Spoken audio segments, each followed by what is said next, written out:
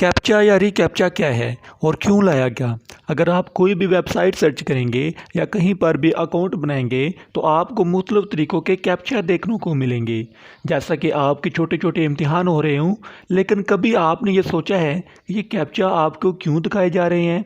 क्यों आपको बार बार दिखाकर आपका वक्त बर्बाद किया जा रहा है?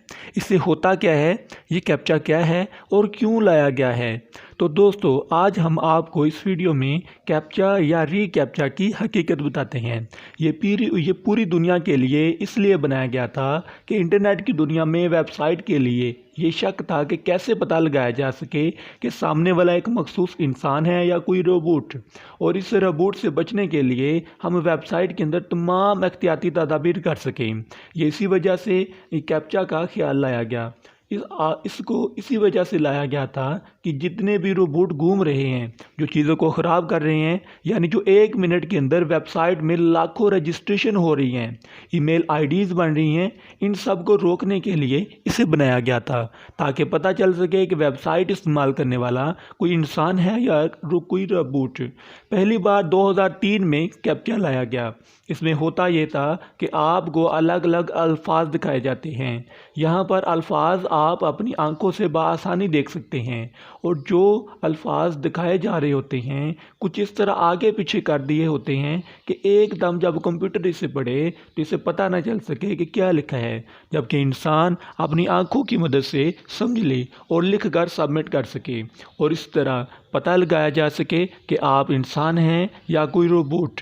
इसके बाद इसे और एडवांस किया गया।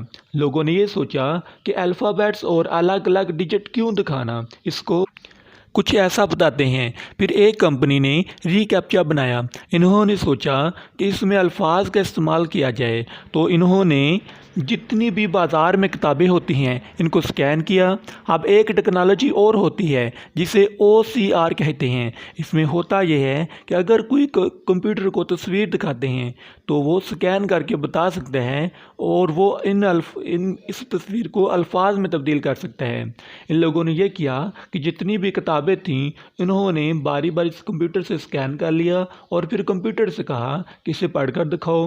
कंप्यूटर काफ़ी अल्फाज नहीं पढ़ पाया। इन्होंने इन अल्फाज को उठाकर कैप्चा में डाल दिया कि अगर इसे कंप्यूटर नहीं पढ़ पाया तो कोई और रोबोट भी इसे खुद ब खुद अल्फाज में तब्दील नहीं कर पाएगा। इसके बाद जो कैप्चा बनाया गया इसे रीकैप्चा का नाम दिया गया। इसमें आपको किताबों के अल्फाज दिखाए जाते थे और इन अल्फाज को थोड़ा टेढ़ा मेढ़ा करके दिखाया जाता था ताकि पता ना चल सके। इसी तरह ये सब चीज़ें चलती रहीं। इसके बाद 2009 में गूगल आया। गूगल के सामने मसला ये था कि इन सब फजूल चीज़ों मसलन रोबोट्स वगैरह को सर्च इंजन में या किसी जीमेल आईडी में आने से कैसे रोका जाए। तो गूगल ने रीकैप्चा की जो कंपनी थी उसे ही ख़रीद लिया। गूगल ने ये सोचा कि इसे और अच्छा कैसे बनाया जाए, क्योंकि बार बार अल्फाज लिखवाना बिल्कुल गलत है, इससे लोगों का वक्त बर्बाद होता है। और यहाँ गूगल कुछ कर पाता, इससे पहले काफ़ी कंपनियां बन गई थी जिन्होंने लोग बिठा रखे थे जो पैसे लेकर रीकैप्चा को हल करते थे। गूगल ने सोचा कि इससे बेहतर है कि इसे और एडवांस बना दिया जाए ताकि लोगों का वक्त बर्बाद ना हो सके। गूगल ने एक और नया कैप्चा लॉन्च किया जिसे नो कैप्चा कहा गया। इसलिए आपने देखा होगा कि आजकल जो वेबसाइट्स आपको गूगल की साइट पर मिलेंगी इन पे लिखा होता है मैं रोबोट नहीं हूँ, आई एम नॉट रोबोट। आपको बस इस पर क्लिक करना होता है।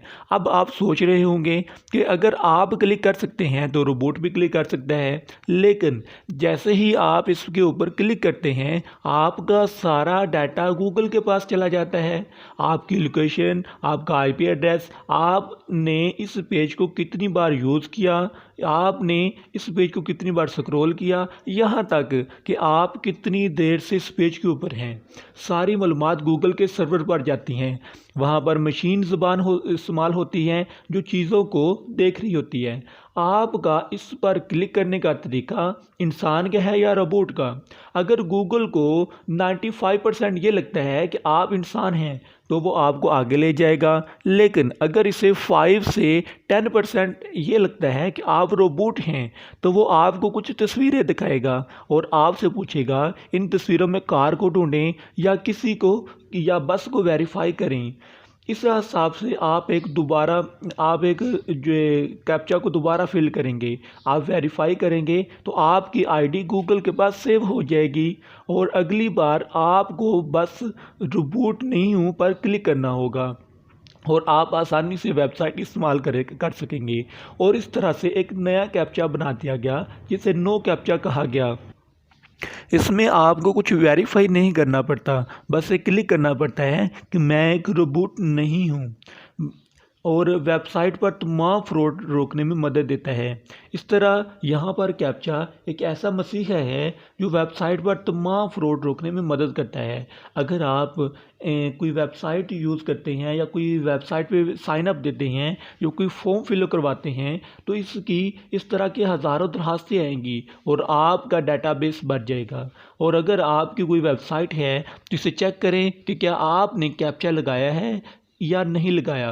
इसलिए आप पहले से ही एहतियाती तदाबीर इस्तेमाल करें, क्योंकि अलग अलग वेबसाइट्स अलग अलग कैप्चा इस्तेमाल करती हैं। ऐसी मज़ीद मालूमाती वीडियोज़ देखने के लिए हमारे चैनल को सब्सक्राइब करना और बेल के आइकन को प्रेस करना ना भूलिएगा।